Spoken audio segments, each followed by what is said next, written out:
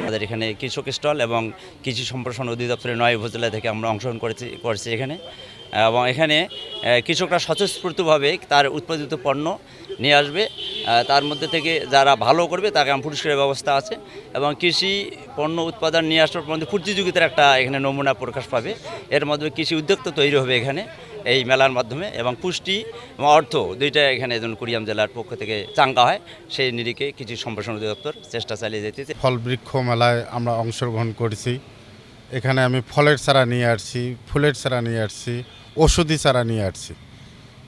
103 প্রকার হলো আমি ফলের চারা এখানে নিয়ে আসছি, এবং ফুলের চারা প্রায় ভ্যারাইটিস নিয়ে আসছি প্রায় 50 থেকে 60 প্রকারের, এবং ওষুধি ভ্যারাইটিস আছে প্রায় 60 প্রকারের। এখান থেকে আমাদের স্যারেরা, ডিডি স্যারেরা এখান থেকে কিছু বাচ্চাদের উৎপাদন করবে। এখান থেকে চারা সুলভ মূল্যেই বিক্রিত হচ্ছে। কুড়িগ্রামের কৃষি প্রযুক্তি এবং ফল মেলা এবারই প্রথম এই জেলায় ফল মেলা হচ্ছে। প্রতি বছরই এই জেলায় বৃক্ষ মেলা হয়। আসলে সম্ভাবনাময় এই কুড়িগ্রামের এই অঞ্চলে ফলের উৎপাদন বৃদ্ধির কারণে সারা দেশের মতো এখানেও ফল মেলা হচ্ছে। এবার জেলা প্রশাসক অন্নপূর্ণা দেবনাথ এর উদ্বোধন করবেন। বিশেষ অতিথি থাকবেন যে পুলিশ সুপার, সভাপতিত্ব করবেন ডিডি আবদুল্লাহ আল মামুন। এই ফল মেলায় এবার সবচেয়ে বৈশিষ্ট্য হচ্ছে যে জেলার বিভিন্ন খামারিরা তাদের ফলের বাগানের যে বাগান রয়েছে সেখান থেকে এসে ফল নিয়ে আসছেন। কুড়িগ্রামের একটি কৃষি অঞ্চল। এই অঞ্চলে চরদ্বীপ চর রয়েছে।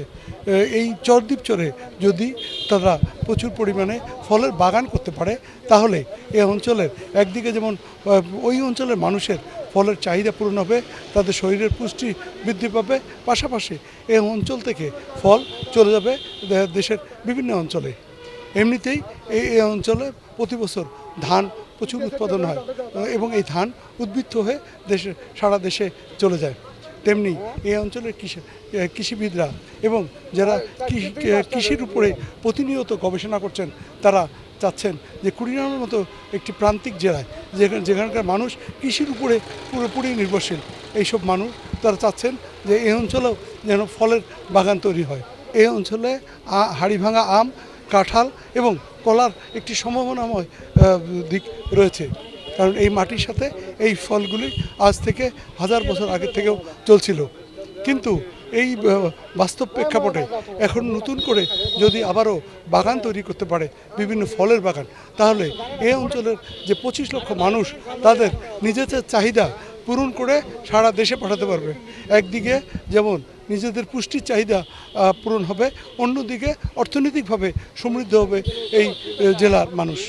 নতুন প্রজন্ম যেন জানতে পারে, দেখতে পারে যে এখানে যে তারা উৎসাহিত হতে পারে ফলের গাছ লাগিয়ে ফল দিয়ে ফলের বাগান করতে পারে।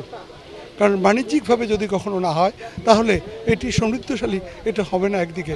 অন্যদিকে এই সমৃদ্ধশালী করার জন্যে এখানকার যে কৃষিবিদরা আছেন তারা চেষ্টা করছেন যে কুড়িগ্রামে যেন কৃষিতেই শুধু ধানে নয়, ফলসহ বিভিন্ন গাছ এবং বিভিন্ন রকম শাকসবজি সব কিছুতেই যেন এই অঞ্চলের মানুষ সমৃদ্ধিতে ভরে ওঠে।